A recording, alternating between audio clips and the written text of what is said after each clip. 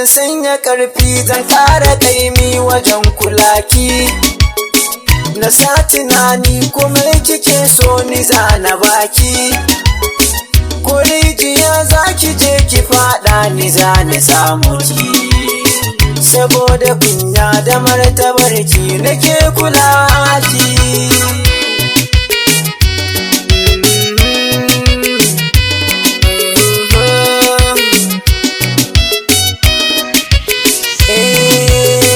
Da ni da ke akwai fahimta ba ma gardama.